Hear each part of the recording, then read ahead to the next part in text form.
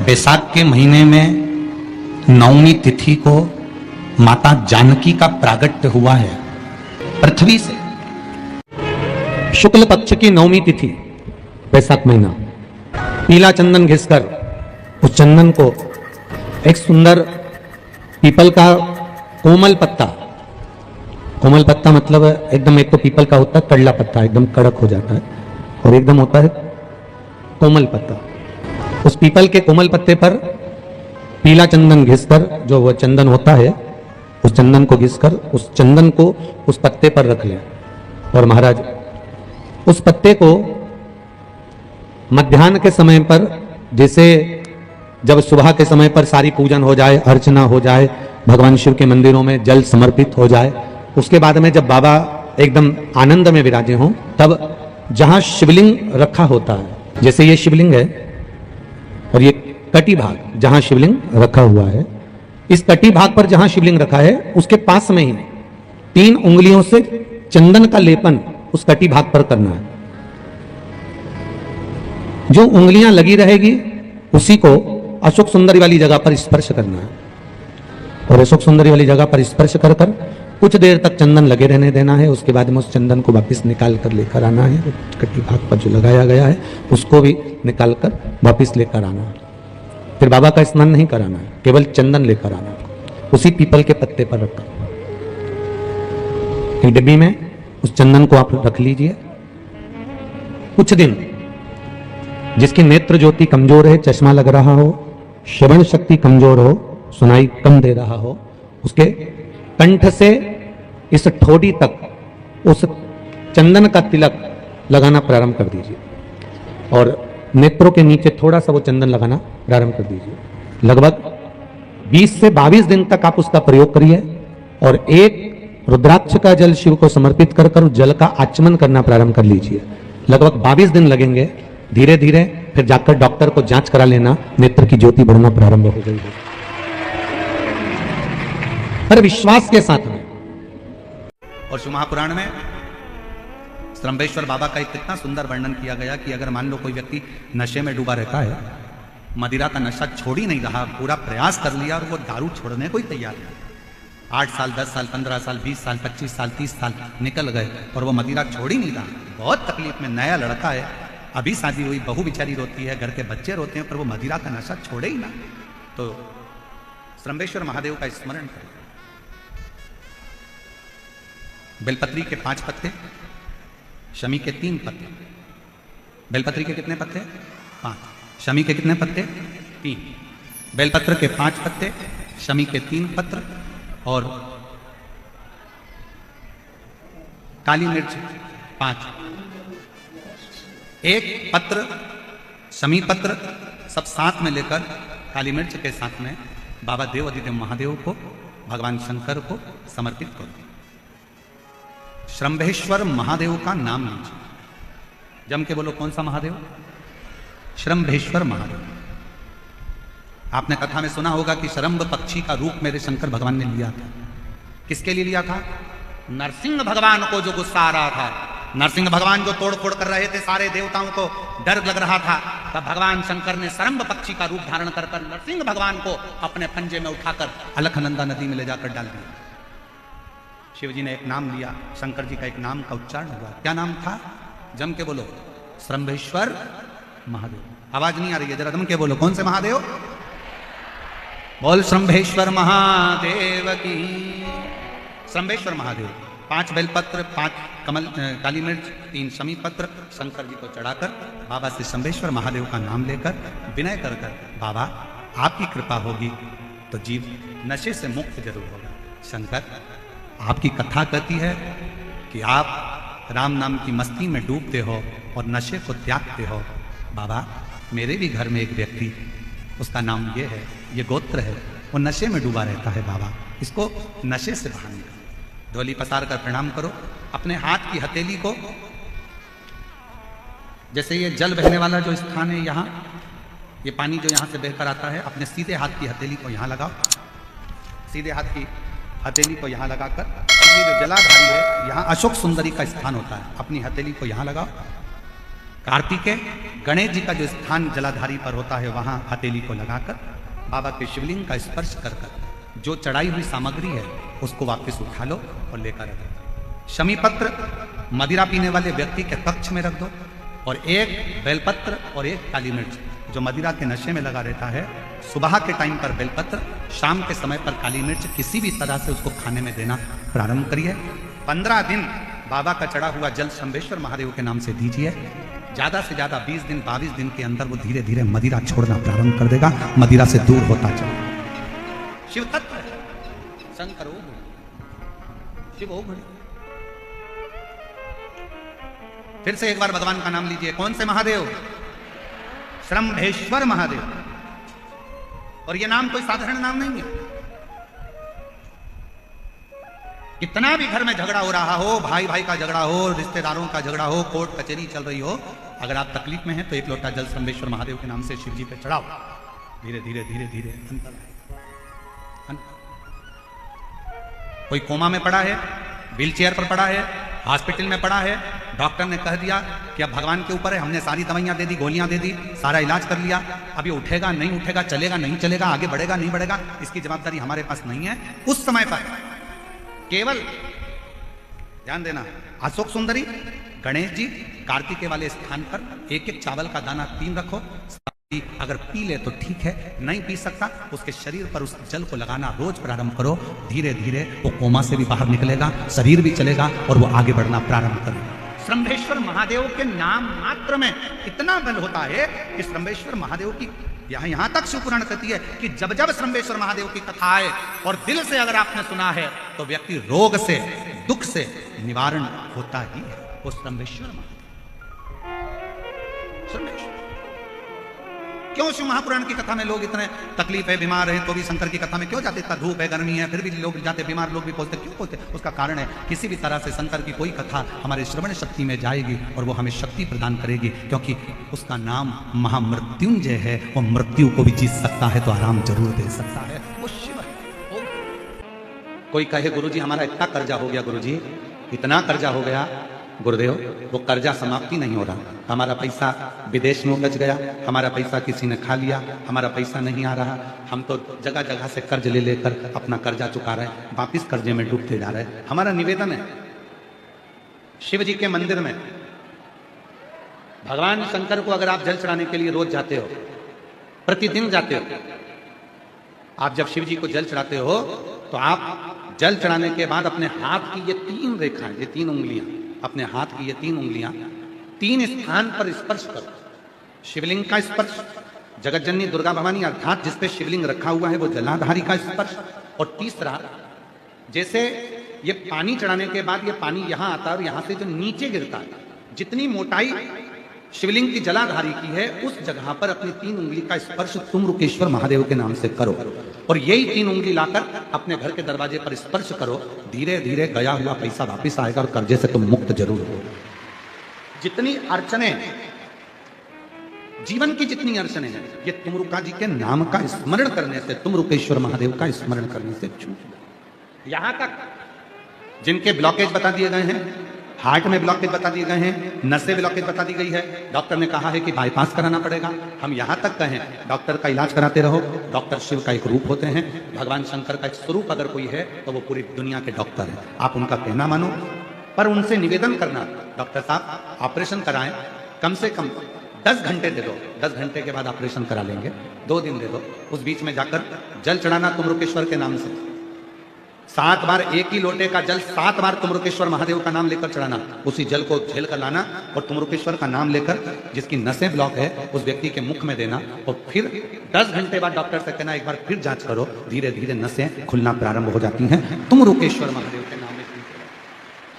अड़चने जितनी आए, जितनी अटकलें आए, जितनी परेशानियां आए, जितनी जितनी तकलीफें आए, आप जब अड़चन में फंसो, जब अटकल में फंसो, जब कहीं तुम अटक जाओ, तब तुमरुकेश्वर महादेव का नाम स्मरण करो।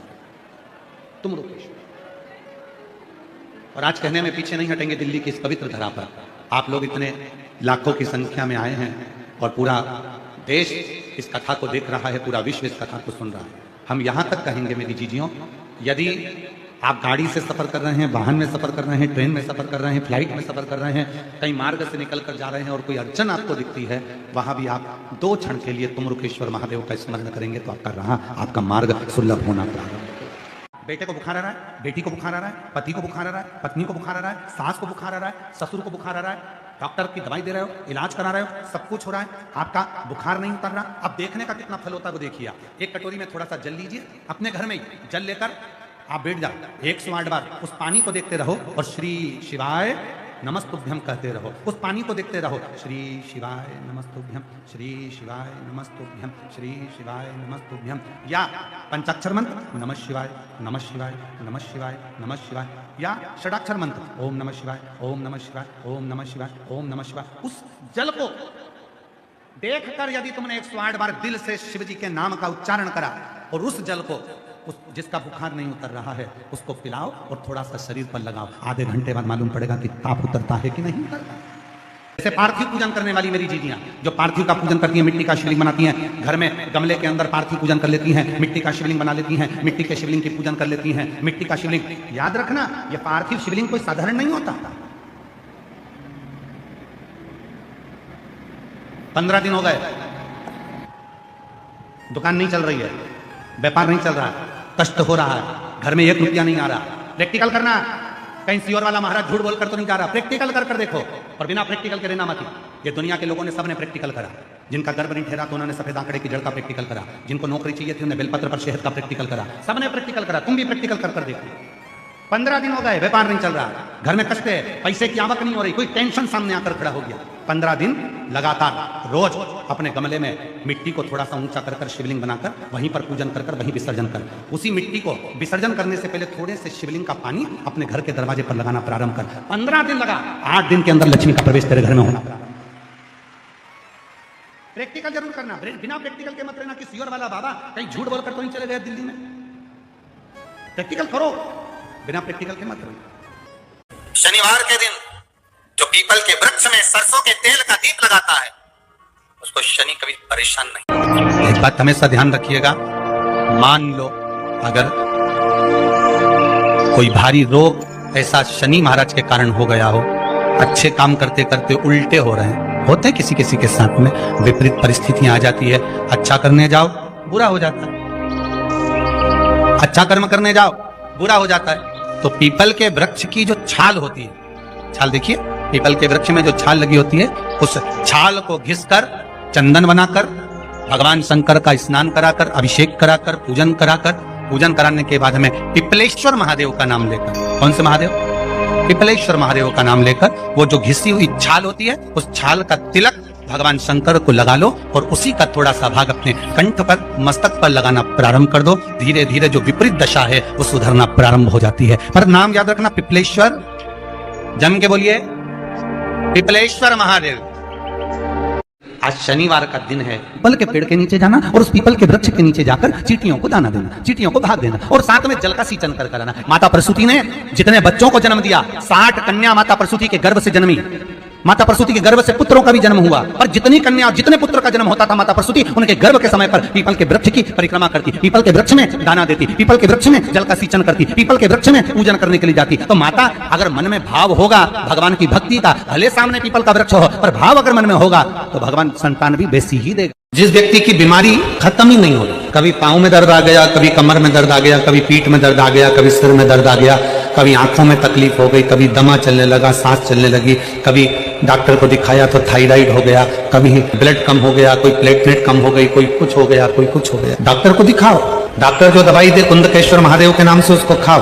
तुमको ऐसा लगे कि ये शरीर का रोग तो समाप्त हो ही नहीं रहा, एक ना एक रोग चल ही रहा, ये रोग समाप्त होने का नाम ही नहीं ले रहा। पिपलेश्वर महादेव का नाम लेकर, और पिपलेश्वर महादेव का नाम लेकर किसी भी शिवालय में, शंकर के मंदिर में जाकर एक बेलपत्र रखकर उस जो प्रसाद तुम बना कर ले गए हो, जो तुम भोग बना कर ले गए हो, उसका स्पर्श कर कर पिपलेश्वर महादेव का नाम लेकर शंकर को उस भोग को रखकर, बेलपत्र रखकर शिवजी को 7 बार एक ही लोटे का जल, केवल एक लोटे का जल 7 बार उत्तर की ओर मुख कर कर दक्षिण में खड़े होकर शंकर के शिवालय पर 7 बार एक ही लोटे का जल 7 बार थोड़ा थोड़ा कर कर उसको गिरा देगा, शिव जी के ऊपर चढ़ा देगा 7 बार। बाद में जो प्रसाद पर आपने बेलपत्र रखी है उसी बेलपत्री को उठाकर शंकर के शिवलिंग पर चढ़ा दिया। बाबा को प्रणाम करिए, बाबा मेरे शरीर का रोग समाप्त नहीं हो रहा। किसी भी दिन पिपलेश्वर महादेव का नाम लेकर वो चढ़ी हुई बेलपत्री लियाओ, प्रसाद लियाओ, घर पर आने पर जैसे ही घर के अंदर प्रवेश करो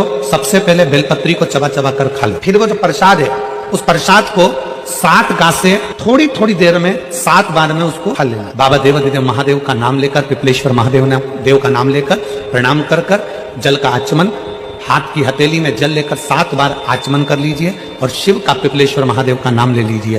धीरे धीरे 15 दिन लगेंगे और 15 दिन में बीमारियां अपने आप कम होना प्रारंभ हो जाएगी और बाबा आपका हाथ पकड़कर आगे बढ़ाएंगे। और आपका कोई काम उलझ रहा है, आपका कोई काम ऐसा है जो बहुत दिन से उलझा हुआ है, चाहे वो कोर्ट कचहरी का हो, चाहे वो किसी से जुड़ा हुआ हो, और वो नहीं हो रहा, तो स्कंद पुराण कहती है, हमारे खंड में भी वर्णन है शिव महापुराण, कि किसी भी नवमी को आप आंवले के पेड़ के नीचे घी का दिया लगाकर, मौली मतलब हाथ में जो नाड़ा बांधते हैं, लच्छा, मौली, लच्छा, नाड़ा, हाथ में बांधने वाला, पूजन वाला धागा लाल, घी का दिया लगाकर 5 परिक्रमा आंवले के वृक्ष की कर लीजिए और परिक्रमा कर कर धागे को वहीं पर छोड़कर थोड़ा सा धागा और अलग से लेकर किसी टहनी पर उसको कामना कर कर बांध दीजिए। महाराज 10वीं तिथि को, 9वीं को तो ये करोगे, 10वीं को वापिस जाकर आंवले के पेड़ के नीचे घी का दिया लगाइए और जो धागे की आपने टहनी पर जो धागा बांधा है उसको खोल कर लिया, अपने हाथ पर बांधकर उसी धागे को पहनकर अपने काम के लिए निकल जाइए, आपको सफलता प्राप्त हो जाएगी। स्कंद पुराण में आंवले के वृक्ष का बड़ा महत्व है। हमारा वृक्ष में जो गोंद लगती है वो ब्राह्मण हत्या का अंश है। पृथ्वी पर जो वृक्ष लगते हैं और वृक्ष में जो गोंद लगती है वो ब्राह्मण हत्या का अंश है। बंजर भूमि ब्राह्मण हत्या का अंश है। इसलिए हमारे यहाँ शास्त्र कहता है, तुम्हारे बहू का अगर चापा होए, बहू की डिलीवरी होए, बहू को संतान होए, तो खूब घी में गोंद तल कर खिलाओ। और जन्माष्टमी, रामनवमी पर भगवान का प्रसाद तैयार करो तो उसमें गोंद मत डालना, क्योंकि उसमें ब्राह्मण हत्या का अंश रहता है। भगवान के प्रसाद में गोंद नहीं आना चाहिए। इंस्टाग्राम वालों ने, यूट्यूब वालों ने, फेसबुक वालों ने, टीवी वालों ने, जितना फेसबुक है, जितना टीवी है, जितना इंस्टाग्राम है, जितनी सोशल मीडिया है, इन्होंने अभी नूतन संवत्सर के पहले बहुत सारे मीडिया पर चलते रहे कि शनि लग गया, शनि लग गया, शनि लग गया। जितने यहाँ कथा में बैठे हो ना, तुम सबने भी मोबाइल में देखा होगा, तो देख रहे होगे, वृश्चिक पे लग गया, कुंभ पे लग गया, ढैया लग गया, 7.5 लग गया, आधे से ज्यादा तो शनि के डिप्रेशन में पड़ गए।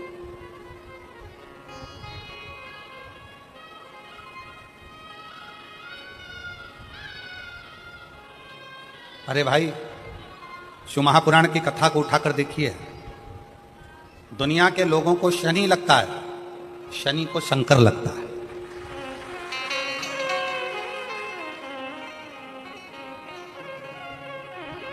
यदि आप भगवान शंकर के मंदिर में जाकर 1 लोटा जल चढ़ा रहे हो, आप भगवान शिव के मंदिर में जाकर अर्चना कर रहे हो, आराधना कर रहे हो, निवेदन कर रहे हो, एक बेलपत्र शिव की उठाकर धोकर वापिस शंकर को समर्पित कर रहे हो, शंकर भगवान का पंचाक्षर मंत्र नमः शिवाय जप रहे हो, शंकर भगवान का षडाक्षर मंत्र ओम नमः शिवाय जप रहे हो, या श्री शिवाय नमस्तुभ्यम का जाप कर रहे हो, तो ये निश्चित मानकर रखो कि आपके पीछे शनि नहीं पड़ेगा, आपके पीछे शंकर जरूर पड़ेगा। और शंकर जब हमारे पीछे पड़ेगा तो हमारा उद्धार अपने आप करेगा। शिव शिव शंकर शंकर की आराधना करी, यम के प्राण छूट गए, सूर्य नारायण भगवान ने शंकर जी की आराधना करी, स्वयं मंगल देव ने भगवान शिव की आराधना करी। जीवन में कितना भी ग्रह का दोष हो, जीवन में कितनी बड़ी भी तकलीफ चल रही हो, जीवन में कितना बड़ा भी दुख हो, जीवन में कितना बड़ा भी कष्ट हो, अगर आप भगवान शंकर की आराधना में लीन है, भगवान शिव की भक्ति में लीन है, शंकर के मूल मंत्र का स्मरण कर रहे हैं, हृदय से, दिल से बैठकर शंकर को पुकार रहे हैं, श्री शिवाय नमस्तुभ्यो श्री शिवाय नमस्तुभ्यं श्री शिवाय नमस्तुभ्यं श्री शिवाय नमस्तुभ्यं श्री शिवाय नमस्तुभ्यं श्री शिवाय नमस्तुभ्यं श्री शिवाय नमस्तुभ्यं श्री शिवाय नमस्तुभ्यं। आप एक भरोसा रखकर यदि भगवान शंकर की आराधना में डूबे हो तो निश्चित कितना भी दुख हो, कितनी भी तकलीफ हो, कितना भी कष्ट हो, कितना भी जीवन में कितना बड़ा भी दुख तुम्हारे सामने आकर खड़ा हुआ है, हृदय से उस परमात्मा को अगर पुकारा गया है तो दुख कटा जरूर है, समाप्त जरूर हुआ है, शिव की कृपा जरूर, दुख कटेगा।